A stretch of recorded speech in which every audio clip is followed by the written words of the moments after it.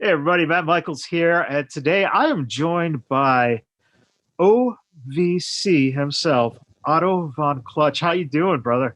Oh, I'm doing really good. What's going on, everyone? As good old Matt said, my name is Otto Von Clutch, and it feels so good to be right here with kind of like my neighbors, actually, because I'm right here in Las Vegas now. So I'm pretty excited about today. What brought you to Vegas? What brought me to Las Vegas? Well, really just I wanted to get out of California, and I have a lot of buddies out here in Las Vegas, and I wanted to just kind of relocate, and so I figured, what no better place than good old Sin City. That's a great place to live. So moved out here about a month and a half ago, and it's been just really fun.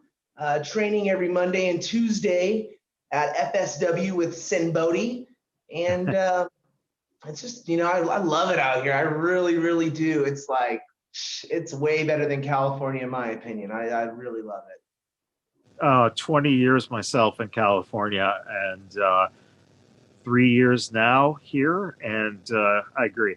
I agree. Cali is such a great place. Southern California is amazing, but boy, it's just a lot of traffic, a lot of money, great people, great memories, great friends. But damn, around here, you get around like it's, you know, like you could go 30 miles in, 30 minutes here. It's just amazing. Oh, absolutely. It's like just the other day, I drove out to Area 51. Then I drove out to like Lake Mead, Valley of Fire, the Red Rocks, Hoover Dam, just everywhere. I'm totally just being a total local and just trying to find my groove out here. And there's just a lot of great activities out here that really keep you active and just active during the quarantine, safely. So it's really good. Yeah. Speaking about activities, before we talk about wrestling, surfing, brother. How like Well, this is a great thing now. Now you're talking my lingo, bro. So the thing with surfing now, people are like, well, Otto, you're a surfer. You surfed for many, many years. This is how I look at it now. Now is a great time for AEW or NXT or New Japan to get a hold of me because now I'm actually have a private wave pool out here in Vegas. So I'm safe. I'm not a liability now. I'm not out there in the ocean, every day with the sharks, with the octopus, with the stingrays. You know what I mean? I'm a lot safer now. So there's no liability on that, and I'm not going to lose my arm or lose my leg by a shark by any means. So that's actually a nice thing living here in Vegas. Now I don't have to worry about that. So it's kind of nice. It's very nice, actually. So I what enjoy. was your favorite beach to surf, man?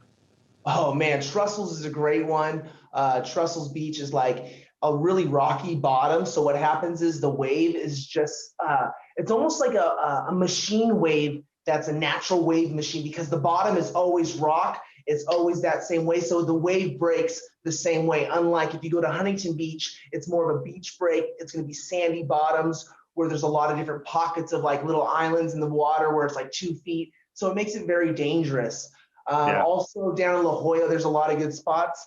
There's a spot like right by the freaking, kind of by Trestles. It's called DMZ, but it's on base, so you have to know someone on base. But they have a killer right there, so there's a lot of good spots. But I've never surfed up north. I've always wanted to surf in like the Bay at Half Moon Bay or Mavericks. Yeah. But who knows? One day maybe I'll do that again. But for now, no more surfing in the ocean. Just surfing out here at the local wave pool. So it's a lot better. What got you interested in wrestling? I mean, was it something that you were passionate about when you were a kid? Oh, absolutely. Like wrestling is just always kind of like been in my life as long as I can remember. Just really just my mom, buying me VHSs at a very young age or letting me go to Blockbuster and seeing these cool covers of like, back in the day, you go to Blockbuster or Hollywood Video and there'd be just really awesome covers like, oh, I want to see these guys. Like, let me watch this one or that one. And she was always very supportive. And then, once I found out that, oh, like there's, WCW Thunder on this night, or there's Monday Nitro on this night, or Raw, on summer nights, because there was just so much product and so much great stuff. Like I feel blessed to be able to grow up in the Attitude Era as a young child, like being able to watch all those awesome matches, and having my mom and family support me watching wrestling. I remember there was times where I'm watching Sunday Night Heat in the den or whatever, and Mark Henry sexual chocolates getting rubbed down by Mae Young or Sable or someone, and it's just like, what are you watching? And I'm like, I promise it's not what it looks like. And it's just, oh, and then like I wasn't able to watch it for a couple of weeks, and just beg them, please, like this is what I want. I want to watch it. I want to be like these guys and women or whatever, I want to be like these superheroes. And just that's really just ever since I was like 6 years old, Matt, like even maybe my first memories, like I was watching it at the age of 3 and 4, like for sure, like watching Yokozuna and Bret Hart. I don't really remember it, but I was watching it. Like my sister, Yeah. told me like, oh, we would always watch it. I just don't recall it. But so it's always been in my life. Right. So, but my closest first memory is like really just like Stone Cold and Dude Love Over the Edge '98, like just killer. Like I love that match. I love that whole pay-per-view was just phenomenal. So that's Yeah. kind of where it all started. That's you can't go wrong with having that as your upbringing, your wrestling upbringing. Right. How did you find Knox Pro then? Were you actively looking for places that train, or? It was just like really for me, it was very I've never been super like into the internet, never like, I've always grown up at the beach. So I've been a very beach person, and just like realizing like I didn't know, I always wanted to be a wrestler. I just didn't know where to go to school. And so I wanted to go to school. It was like 2004. I was 14 years old, or 13 or 14. And I went and seen like a UPW show was happening at the Grove of Anaheim. And I was like, wow, I was 14 years old. I'm like, cool. Like I'm going to go to UPW when I'm like 18 years old. Like that was kind of my goal. And then when I turned 18, I believe UPW wasn't around no more. Around that time frame, it wasn't there. By the time I looked, it was gone. And so I did go one day to a lucha training at a place, I believe, and I don't want to disrespect it if it's the wrong name, a school called WPW. And that was in Costa Mesa off of like 19th Street. It was a lucha school run by a luchador, and there was a lot of talent there. There's actually, I believe, if I'm not mistaken, like one of the Lucha Bros, one of those guys were training there. Like there was a lot of like talent, but it just wasn't for me. The whole lucha thing, I went there and I'm like, oh, like I didn't know Spanish and it was very difficult. I'm like, I don't know if I could do this. So then that kind of just went by, and months and years went by. And in 2014, actually like 2013, I was like on Facebook and I seen a picture of Gangrel with like a friend of mine, like at a wrestling event. I'm like, wow, this is sick. Like this is happening in LA. Like I love Gangrel. Like let's go check it out. And so I went to the school, and it was Rikishi's wrestling school, and Rikishi and Gangrel and Black Pearl, they were running it at the time, and they still do. And I was just like, wow, this is awesome. And, I think I went to a couple of shows, and then I'm like, oh, this is definitely what I want to do. I want to be trained by these guys. This is what I want. So in 2014, I joined Knox Pro, and man, for like the first couple of years, it was just very, very, the first 9 months was just like it was like boot camp. At the time, Gangrel was there in the beginning when I was there, and he was very like drill sergeant, but it was very good. Like he wants to see things done correctly, and just what a great mentor and a great teacher, just very mechanical, and really pushes you to the limits, but very cares for you. He's a very caring person. And Rikishi, the same thing with him, another great mentor that, Gangrel has his own wrestling asylum now in Florida, but now Rikishi and Black Pearl, they still run Knox Pro Academy in Van Nuys, California. And so yeah, I just started then in 2014, and like literally had my first match within probably 30 days. Like I think the first, like there was a show like maybe 2 weeks after I joined, and I was the host of the show.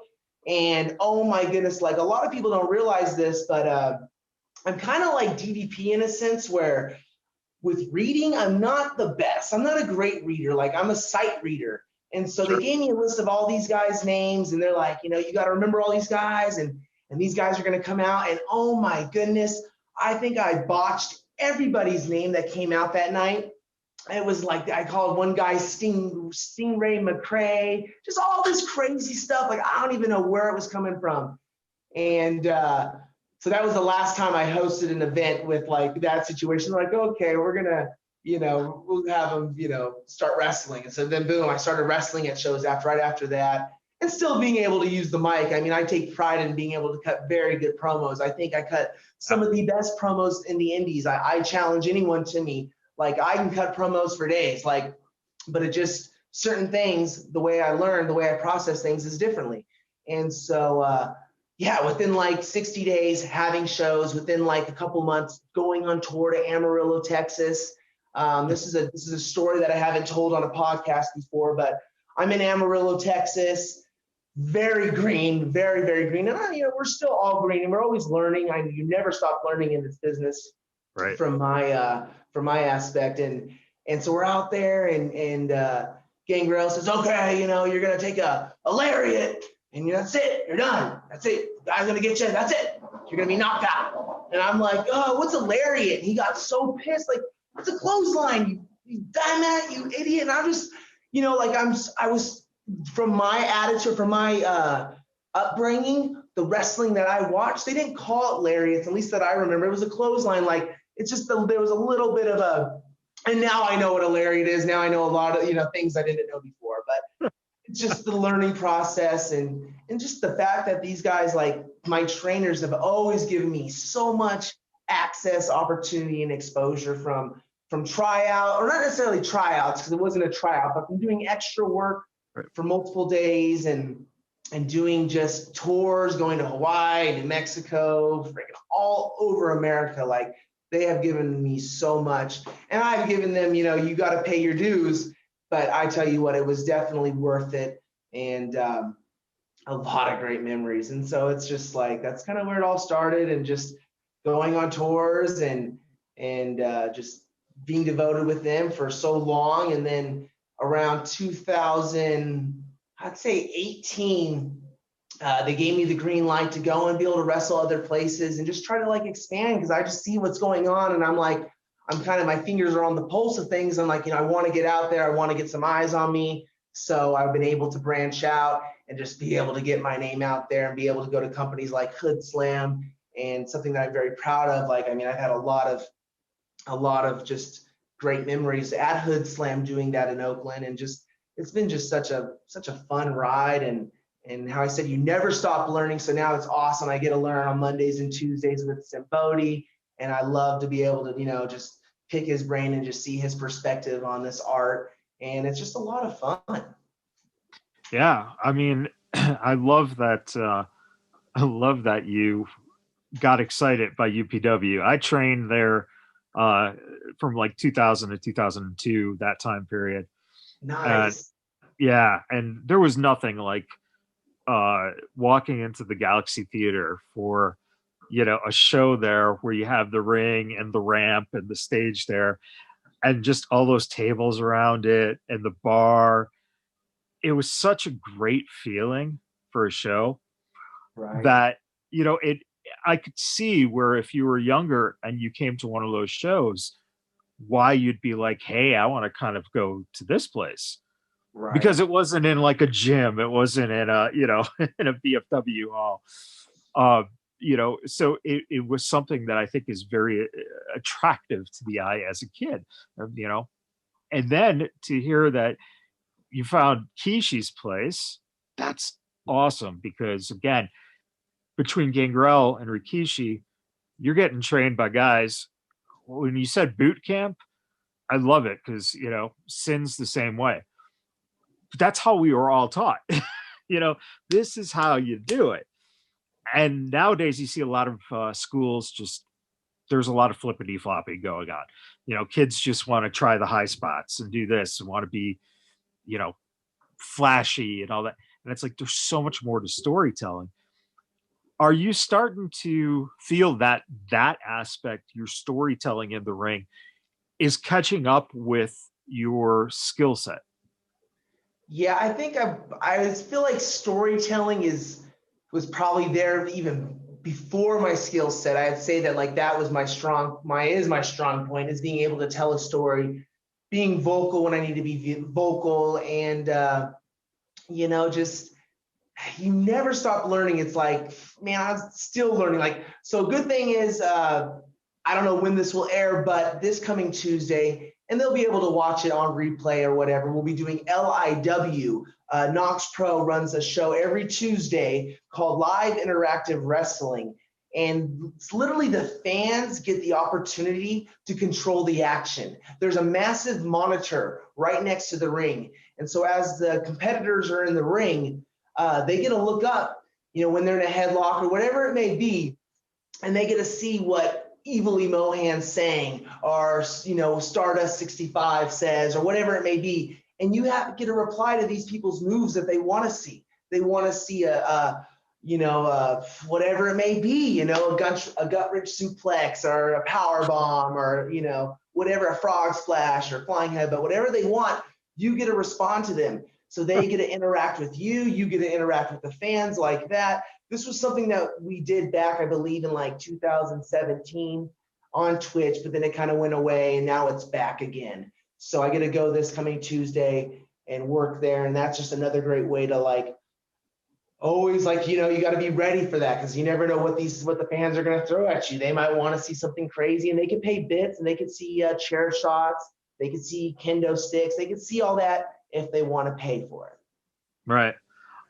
Which is, that's very interesting too, because we're now at that point with technology where you can, have fan interaction like that, which is, like you said, a whole nother sense of learning, because if you're improving with whoever you're in the ring with, and you guys are calling a match, you're in lock with each other. It's just two people, or if it's tag match, four people or whatever. Here, you not only have your partner that you're working with, but now both of you are improving on the suggestions of the audience, like actual improv is done. Yeah, and we're I imagine no one's told me this, but I just know how I am. Like, it's what they say is what I'm gonna do. You know what I mean? Like, that's what this is. That's what I'm gonna give them.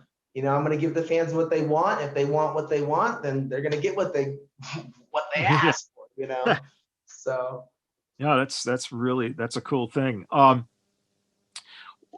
Since you've been working in Sin's class, what is one of the things that sticks out to you about the way he goes about his business with the students in his class? Oh, it's really great. Sin was actually, he was at Knox Pro for a few months, like in the beginning stages of my career, maybe the first year or two he was there, because we would do freak show wrestling there. So I would do some freak show with him and whatnot. So for me, it was like a no-brainer to be like, I'm living in Vegas now. Oh, I'm definitely going to go see Sin, because, he's trained me before, and like we have a connection. So I have a, personal connection with this person. I know this person. So it's great to be able to see him run class when it's just him. And it's just to be able to break things apart. And he's really going to just breed he already is breeding a killer group of guys and women. And, it's just like that mind, like that's the stuff we need. We need that old school wrestling mentality, I believe. And we need some of that new stuff. He's just we're all artists, but he's a very good artist. You know what I mean? And he has a very good mind for the business. So it's really fun to go to class, and that's what it should be like. It's nice to go to class and you have a good time. Like, you want to be able to have a good time, be safe, learn some stuff. And, there's just a really good group of students at FSW right now. Like, there's tons and tons of good talent, and there's just tons of awesome talent in Las Vegas in general. You know, Yeah. there's Versus Pro Studios at the Boulevard, which there's talent there. There's talent all over. It's just a great time to be in Las Vegas. The wrestling scene in Las Vegas, I feel like if the pandemic wasn't going on, oh my goodness, I couldn't imagine. There would probably be like 15 shows going on every 2 weeks. I mean, there'd be shows every night, I feel like. It would be just crazy because I know how things were going right before the pandemic, happened. We were all popping. Everyone was popping. Hood Yeah. Slam was running every Friday, plus running Sundays in San Francisco at the Oasis occasionally, and just running everywhere. And just everything was just popping. So I think it's going to get good again. I think within time, it's we're all going to get back to getting into the groove. But I've been blessed enough to be trained by people that have taught me the business, to be able to see things coming, to be able to navigate through the waters of professional wrestling. And I was quarantined very well for like a lot of months. And then by August, some bookings started coming back in for Texas and things like that. So I did everything precautiously. And all the bookings that I do take, everyone has to take COVID tests. So everything's very safe. But just been able to stay really busy. Like surprisingly, like the end of 2020, been super busy. You can catch me every Thursday and the awesome crew of Salt Lake City for Devotion Championship Wrestling. That's on Fight TV every Thursday. It was on the CW30, I believe right now. It's just going on the Fight TV though for now. And Vince Russo is the writer to that show. And I have this is some real crazy stuff. I mean, we don't even want to tread into these waters, I don't think quite yet. But just it's wild storylines going on. I mean, my father is a professional wrestler. His name's Tombstone Jesus, Tombstone Geezer, if you want to call him that. He's a geezer. But now his name is Tombstone Judas. He's very egotistical. And, he's been my long lost dad that freaking left me when I was young. And I finally found him back. And so now, me and him have been battling it out. We had a DNA match, the first ever DNA match. We've had the first ever growing pain match. And we just keep throwing out crazy stuff. And it's all because of ourselves, because we have a lot of creative input. It's not all Sure. Vince Russo, but Vince Russo freaking is a genius. Like, as much as people might not like him or they love him, like the dude is a genius. When you get the script from Vince Russo, it's like, whoa, this is what a script's supposed to look like. F yeah, like this is badass. Like Vince is the man. So it's super, super cool blessing to be able to say Vince Russo helps write our storylines. And it's awesome right now. So I've been able to stay really busy during the pandemic. And so it's been, as bad as it's been, it's also been time to be able to heal, be able to grow, have situations where you might not have a good match. It's good to learn from these things. You got to learn from everything, or have some bad trainings or whatever it may be, or have some really killer trainings.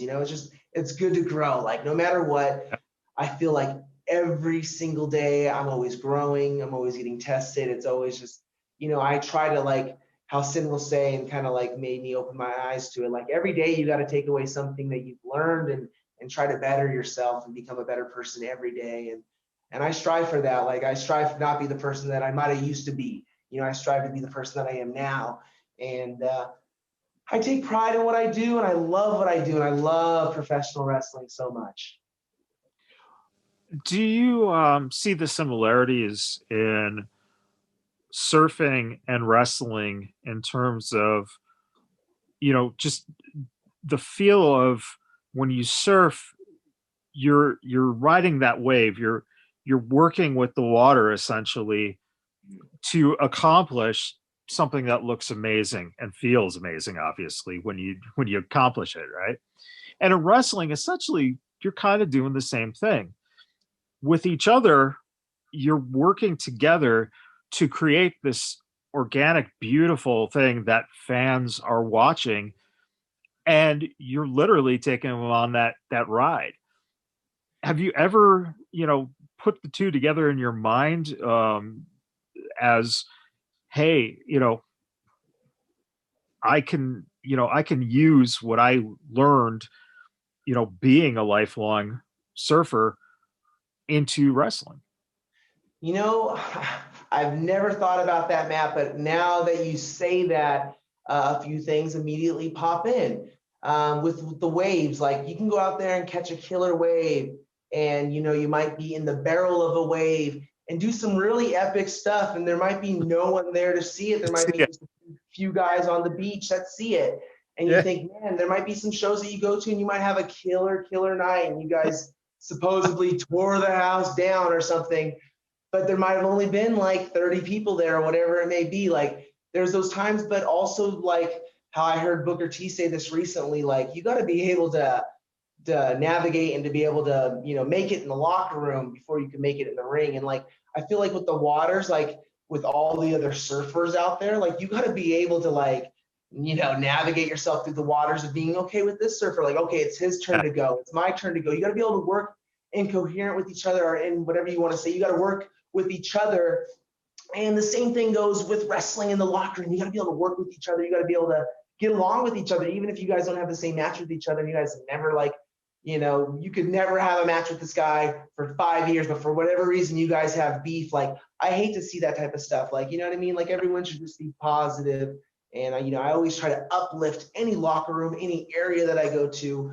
I don't want to come across fake, but I'm very positive. I love to be positive. I love to joke around. I don't, rib or whatever, but I love to have a good time and just try to make everyone feel welcome. And, like it's just such a crazy time in the world. Like we should all just be together for each other and try to help each other. And, it doesn't matter what color or whatever you are. I don't care, whatever it is. It's like, it's just all, just be natural. We're all humans. We're all on this earth. Just all love each other. I don't know. But Yeah. easy. I mean, But with your question, I'm so off base. I'm sorry, real quick back. oh, But to answer your question, yes, surfing in the wave, I never thought about it, but yes, surfing and being in a locker room or being in the ring is similar, and never really broke it down like that. But thank you for putting it in that perspective for me, because it definitely it is like that.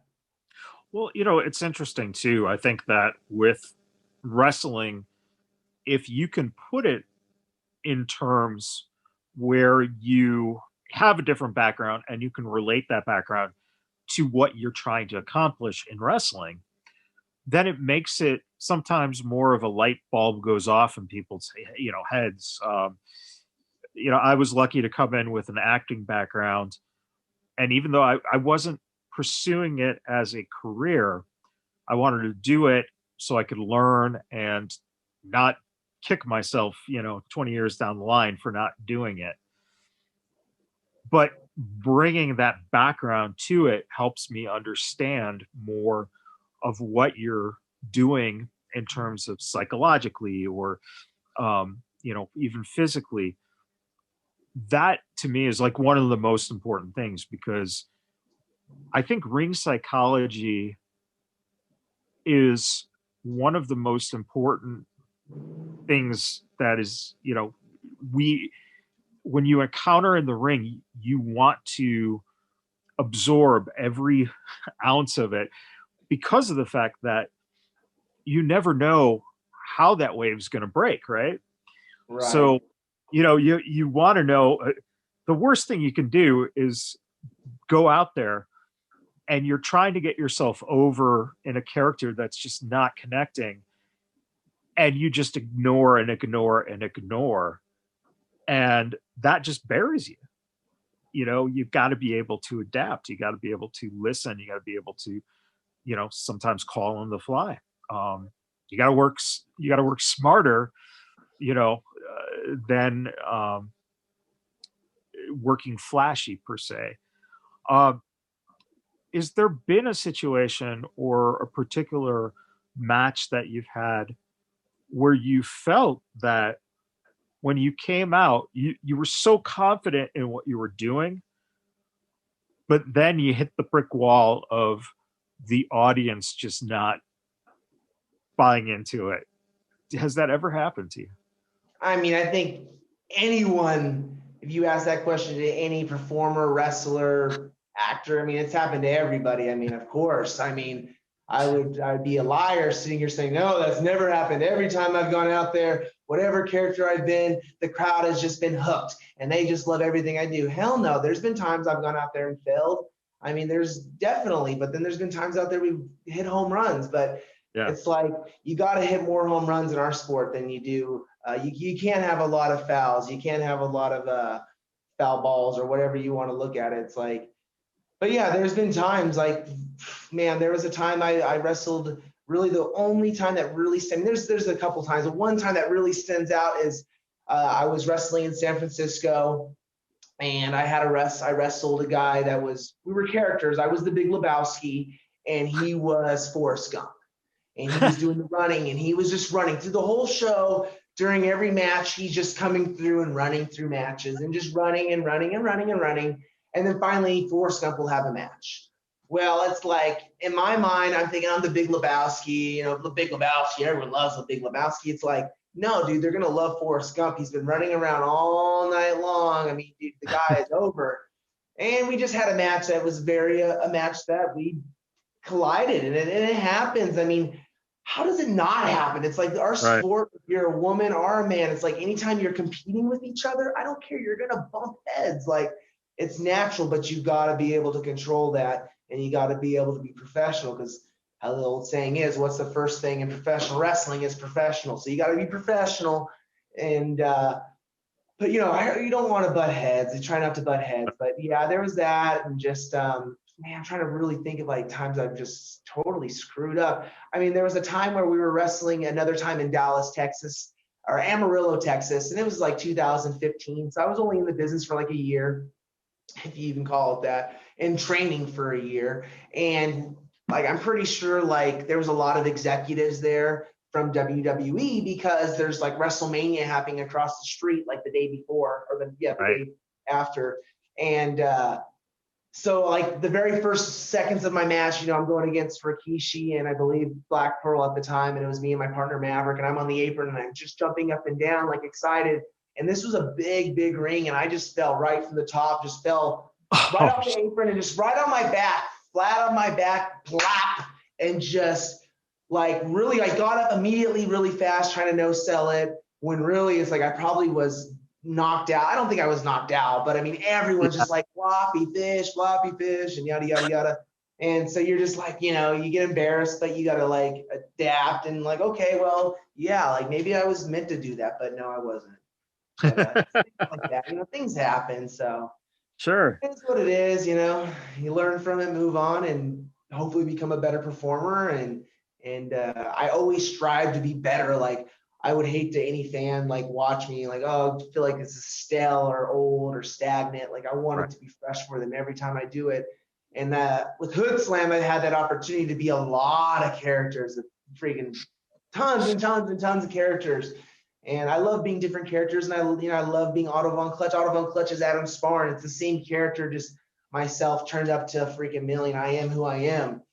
Sure. That's why a lot of times fans are like, oh, I see you're doing like the Matt Riddle thing. That's so cool. And then like, all due respect to Matt Riddle, like I was wrestling before I started training for wrestling before Matt Riddle. I was, and there's other people I know on the independents or just in the wrestling scene that been doing things that, other people do. It is what it is. Like, yeah, it just so happens that Matt Riddle and me are kind of like each other. You know what I mean? And on that note, we were like doing some backstage stuff or doing like WWE extra work for Survivor Series back in like 2018. And then I ran into Matt Riddle and he was super cool, man. So like, it was like, personally, I would love to be like a tag team partner with Matt Riddle. That's what I try to put out in the universe. So that's what I'm going to put right out here on the podcast today is, I would love to be Matt Riddle's tag partner. I think the bro and the dude or the bra would be perfect together. Like, it is what it is. Like, this is who we are. Just take it for what it is. So, but you never know. Never say never in wrestling. It's amazing. Like,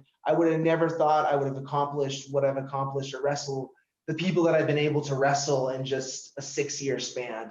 It's amazing, you know what I mean? Like, I would never think I'd be able to wrestle against Rey Mysterio or John Morrison or, team up with Gangrel or Rikishi freaking dozens and dozens of times. Like, it's just crazy. Like, that just shows you follow your goals. Whatever goals you have, go after your goals, even if they're ridiculous. Like, if you want to be a freaking cashier at Walmart, don't be afraid to go be a cashier. Go do it. Like, go do what you got to do. Like, whatever you want to do, just go and do it. Like, I feel like whatever your goal or your dream or your desire, accomplish it. Because that's the way I feel like, and I tell my daughters that, like, whatever you want to do, just do it and see what happens. Like, it's all we can do is try. You can never, how the old saying of Mike Tyson says, a lot of people don't even try and do it. So hell, we Yeah. tried, you know what I mean? So we've already succeeded. Yeah, no, that's I think one of the most important things is that if you want to do something, try it. It's as simple as that, Absolutely. because again, the what it comes down to is that what you don't realize in your youth is that when you get older, you are going to look back and wish you had tried something that you wanted to do. It's like, Absolutely. yeah, it makes so much sense. Um, with with having daughters, how how do they see you in the light of professional wrestling? Do they embrace what you're doing? Do they see do they like it at all? They've been around their like kind of their whole lives, like that kind of got into their life when the oldest was 3, and then the youngest was just a few months old. So they've been around wrestling like they're kind of their whole life too. So they love it. Like they watch wrestling. Like I don't even really watch wrestling with them a lot of times. They'll watch their own. They like to watch a lot of the divas and the women, and they have all their stuff they love to watch. And they just, they love it. They love it. And they're actually I hate to put this out there. It was like nothing that I ever told them to do. Like this is something like if they want to go do volleyball or if they want to go do tennis or whatever it may be, I'm always supportive to go pay like for the first couple classes and just see how things are. And so they've always wanted to do kid classes, and they've always wanted like Knox Pro would do like a kids class when we'd have graduation. We would have it like where it's like an open day for like anyone just to come to the school. In the morning we'd do kids, and then later on we'd have the adults do their training. And so there never was an opportunity though for them to like actually really try it. So now at Versus Pro Studios at the Boulevard, DeShade, I got to give a big shout out to DeShade.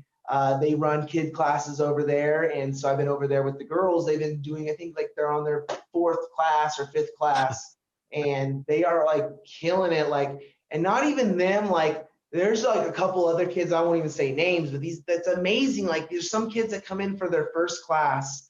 I seen a young man come in for his first class, and me and my wife are sitting there, and he's just doing all the roles so perfectly, running the ropes. We're just like, it makes me like filled with joy inside knowing that like the future of wrestling is going to be pretty sweet, I think, because if these kids are picking things up that quick, I mean, it took some of us a long time just to, get a roll down. Like these kids are picking it Yeah. up like bam, bam, bam.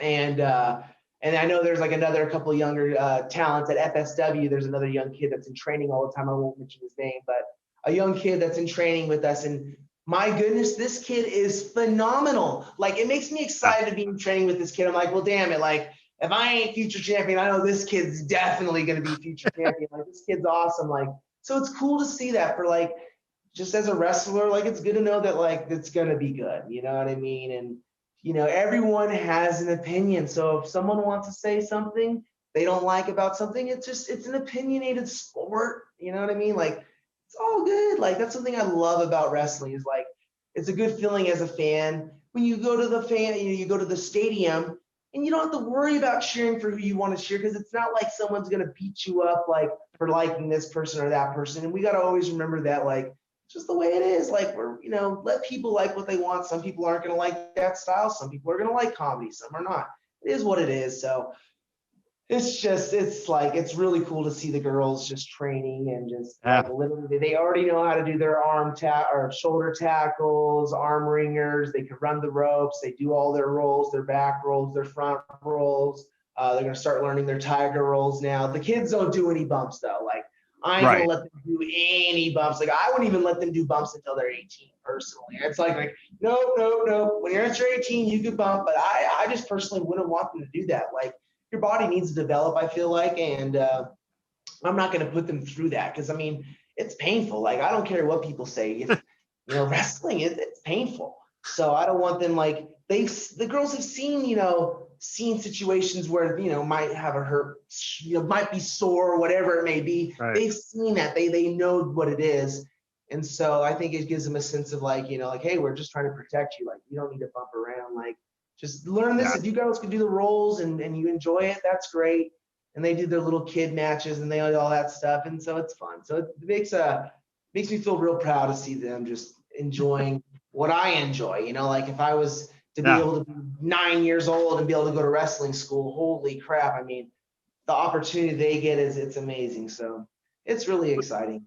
That's interesting too, because when I was about 9 or 10 years old, there wasn't school, for in-ring classes or anything like that. So naturally, I had to turn to Greco-Roman. Yeah. And by doing that, what happened is that I developed into a person who really got, like a lot of discipline, a lot of leadership qualities, things that you would have not found if you hadn't been in love with wrestling and been steered in the direction. I would have loved to have been in an actual ring. But at the same time, the grappling made me smarter, it made me tougher, and it made me love wrestling even more, Right. And I love the fact that, your girls get the chance to do this. I know who you're talking about at FSW. He's a freak of fucking nature. That's how good he is. Oh, he sure is, dude. The dude's fucking awesome. Amazing.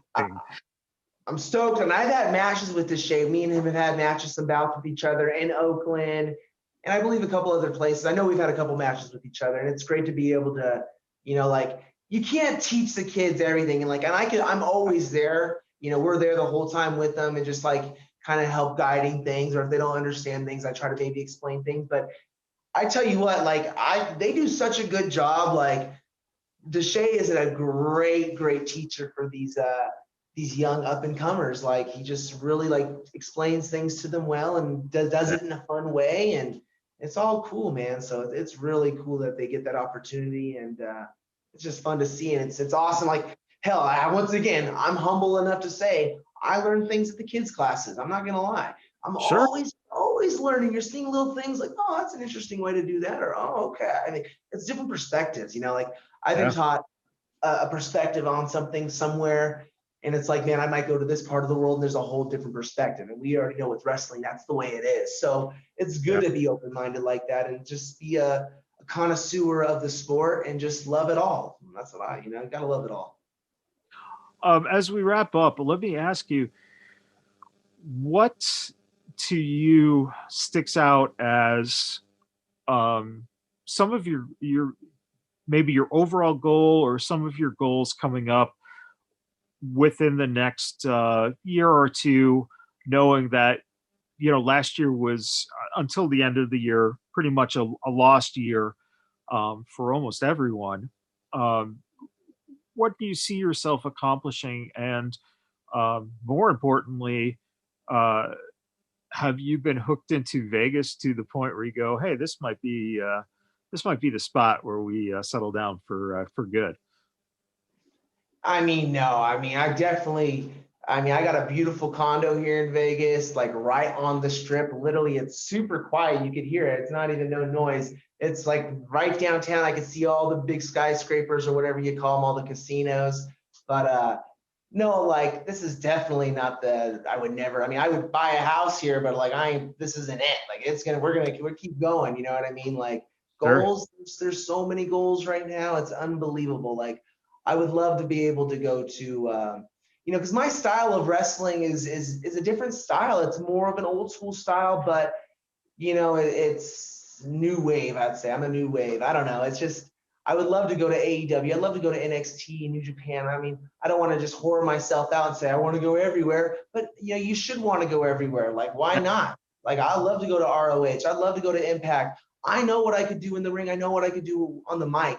Like I'm happy that when I did some extra work back in 2018, I'm super, super happy I didn't get signed. Because I tell you what, since 2018, I've learned so much more shit that it's like, yeah, now I'm that much smarter. My worth is that much more. Bring it. Like, now let's talk. Now let's negotiate. I've had, big matches. I know what I could do, and I know what I bring to the table. You know what I mean? And like, I'm not someone to walk on. Like, some of these promoters want to walk on people. Like, nah, I'm not saying that happens out here in Vegas. I'm just saying, though, there's people out there that try to walk on people. Don't be having people fly out and you don't want to pay the guys. Like, if you can't pay someone, don't have someone come out. Like, you got to at least get me a freaking, Happy Meal. I need something. You know what I mean? Give me the toy at least. It's like something, you know what I mean? At least have respect for that aspect. I'm all about, having to flip my bill sometimes if I have to go somewhere special. It's like a fucking really killer event. I'm like, man, I know I could get myself over if I get there. I just got to fly there. Like, I'm willing to do that if I got to, if, it's the right card. But don't ever play my kindness for weakness. I'm a player. I know I'm a player in this game. Like, I know I can make things happen, and I can shift cards in the business and make things and change the business a little bit in a positive way. So, I'm ready for whatever comes. My phone number is on my Facebook right there. You can see it. It's right there to the public. I got nothing to hide. That's my number, Mr. Rick, man. That's my number, Stephanie. Whatever you want, that's where you can go. You know what I mean? Like, I'll pick up my phone any time of day. I get phone calls sometimes randomly. They'll be like saying like Pensacola, Florida. And you're like, oh, you never know. You just never know in this business. You always got to be ready. I actually did have an opportunity, that once again, this is for all wrestlers and for anyone in life. This is a real quick lesson that, have your passport. Definitely. If you're in this business, you need a passport. That's like almost like a stepping stone. You need a passport, because there was an opportunity that passed me up because I didn't have a passport. So I learned really quickly in the beginning of last year, I had the opportunity to possibly go to Japan, and it was really exciting, and boom, didn't have a passport. So now I have a passport. Now I'm ready. So it's just little life lessons, and the sky's the limit, man. The sky's the limit, bro. Like, it's never going to end. It's like, I love this sport. I love this business. I want to see everyone succeed. I want to see just people be happy. I want the fans to be happy with the product.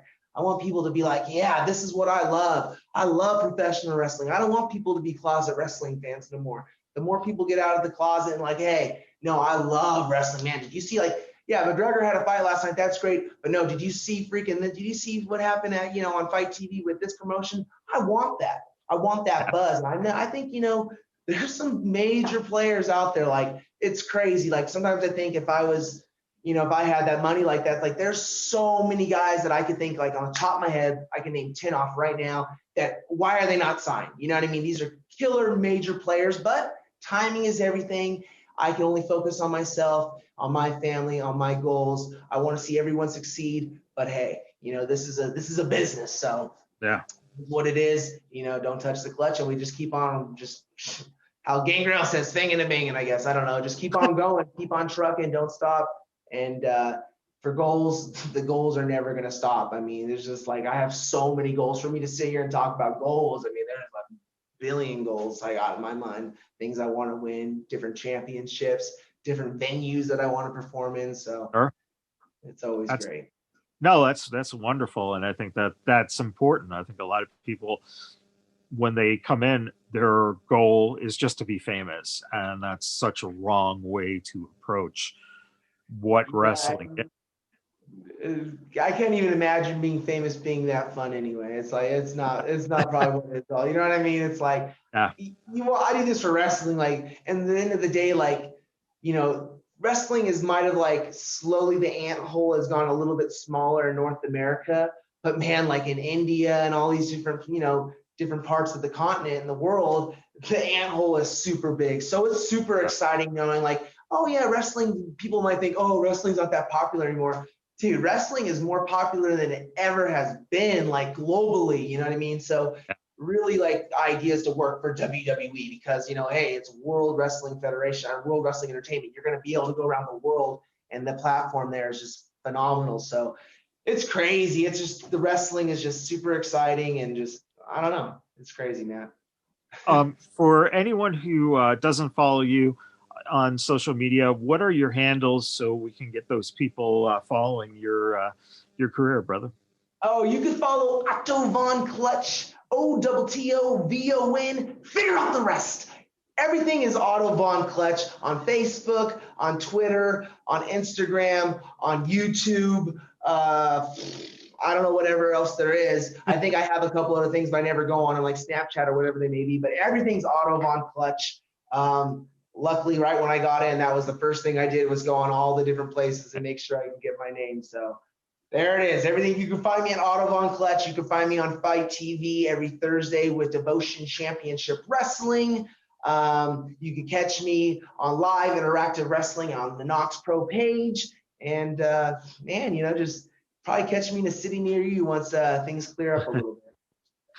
Well, that's the perfect place to leave it for now, brother. I hope continued success, and Thank you so much. we'll get a chance hopefully to catch up with you in person at some point here once all this craziness kind of dies down and things get back a little bit to normal.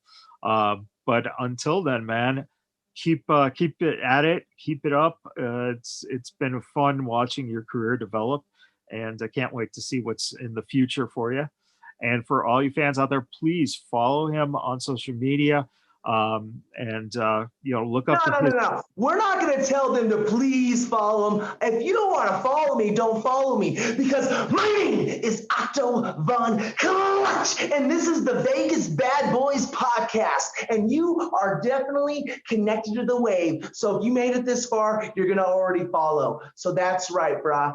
Yeah, brah. Cadabra. And until next time, ladies and gentlemen, take care. Oh, thank you so much.